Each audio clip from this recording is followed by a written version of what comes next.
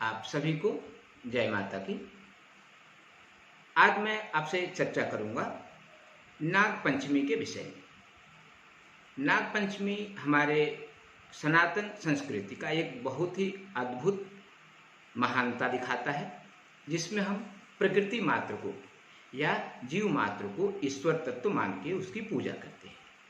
वैसे भी यह साइंस भी मानता है कि हमारे जीवन के शुद्ध श्वास के लिए सर्प बहुत ही सकारात्मक कार्य करते हैं। और वैसे भी हम मानते हैं कि नागदेव के सिर के ऊपर ही हमारी पृथ्वी भी टिकी हुई है। इस बार नाग पंचमी का महापर्व 2 अगस्त 2022 को पड़ने वाला है। इस दिन मंगलवार भी है। नाग पंचमी पे तो वैसे भी भगवान भोलेनाथ का ही विशेष रूप से पूजा किया जाता है, किंतु नाग देवता का अलग से अभिषेक करना या उनके स्वरूप का या उनके फोटो का पूजा करना भी कहीं न कहीं शास्त्रों में बताया गया है। अब आपसे चर्चा करते हैं कि नाग पंचमी को पूजन से आपको लाभ क्या क्या मिल सकते हैं। वैसे तो ज्योतिष के शास्त्रों में या ज्योतिष के प्राचीन विद्वानों द्वारा काल सर्पयोग या पितृदोष आदि को बहुत ही छोटे रूप में दर्शाया गया है। फिर भी आज के परिप्रेक्ष्य में काल सर्पयोग जैसे योग हैं या दोष हैं, वह हमारे दिमाग को विचलित कर देते हैं। इतना ही नहीं, यदि चांडाल योग हो, पितृदोष हो, पिशाच योग हो, ये सारे योग ऐसे हैं जिनका नाम मात्र हमको विचलित कर देता है। इसीलिए इस नागपंचमी पे कुछ आपको अद्भुत उपाय बताऊंगा, जिसको करके आप अपने उपरोक्त सारे कष्टों को दूर कर सकते हैं। इतना ही नहीं, यदि आप मानसिक रोग से ग्रसित हैं, आपको बार बार वाहन आदि से दुर्घटना हो जाता है या आपको चोट लग जाती है, अग्नि भय की संभावना रहती है, सर्प भय, विष भय, पशु भय आदि यदि आपको बार बार परेशान कर रहे हैं या इन कारणों से आप अत्यधिक परेशान हैं, यदि चैतन्यता की कमी भी है, हर काम में विलंब भी होता है या प्रतियोगी परीक्षा या नौकरी जैसे कार्यों में आपको आसानी से सफलता नहीं मिल रही है, विवाह भी आपका नहीं हो पा रहा है या यदि विवाह हो गया है तो संतान की प्राप्ति में विलंब हो रहा है, इन सारे कार्यों के लिए आप कुछ उपाय करिए। इतना ही नहीं, यदि आपको घर खरीदने में विलंब हो रहा है, वाहन आदि की इच्छा तो है लेकिन पूर्ण नहीं हो पा रही है, यदि नौकरी में आपको प्रमोशन नहीं मिल रहा है, विदेश यात्रा की इच्छा तो है, योग्यता भी है, किंतु आप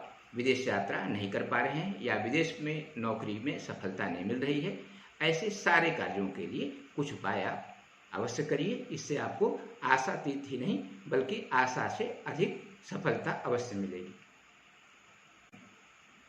इस नागपंचमी को मंगलवार है और मंगलवार होने के कारण यदि आप भगवान शिव का पार्थिव बनाकर और उसका अभिषेक करते हैं, जिसमें नाग की आकृति भी अवश्य बनाएं, तो वह आपके लिए बहुत ही लाभप्रद हो सकता है। चूँकि नाग पंचमी के दिन जमीन को खोदना लगभग वर्ज्य माना जाता है या निषेध माना गया है, इसीलिए आप पार्थिव हेतु एक दिन पहले ही बामी की मिट्टी की व्यवस्था कर लें और आप नाग पंचमी के दिन पार्थिव बना करें, भगवान शंकर का पूजा करें, साथ में नाग देवता की पूजा अवश्य करें।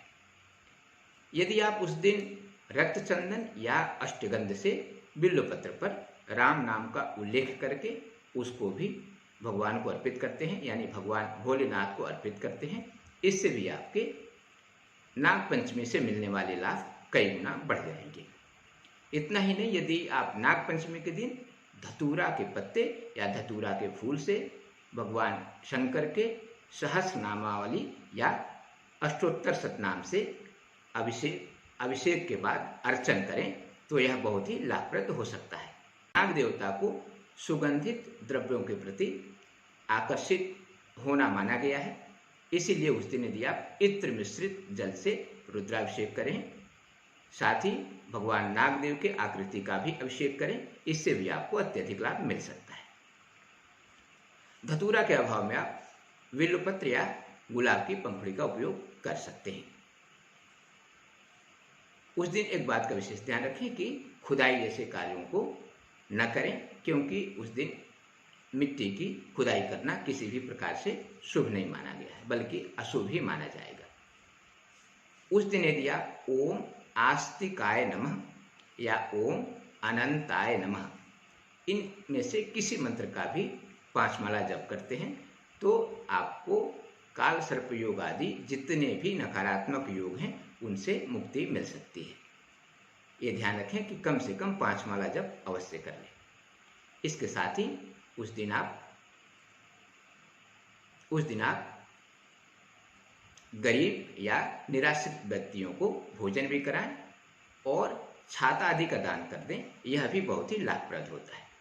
इसके अतिरिक्त भी आप भगवान भोलेनाथ के मंदिर में जाके किसी भी उपलब्ध वस्तु से अभिषेक करें और नाग देवता के बताए गए मंत्रों में से यानी ओम अनंताय नमः या ओम तक्षकाय नमः इनमें से किसी भी मंत्र का यथाशक्ति जप करें। इससे लगभग आपको संपूर्ण फल की प्राप्ति अवश्य होगी। आज के लिए बस इतना ही। नमस्कार।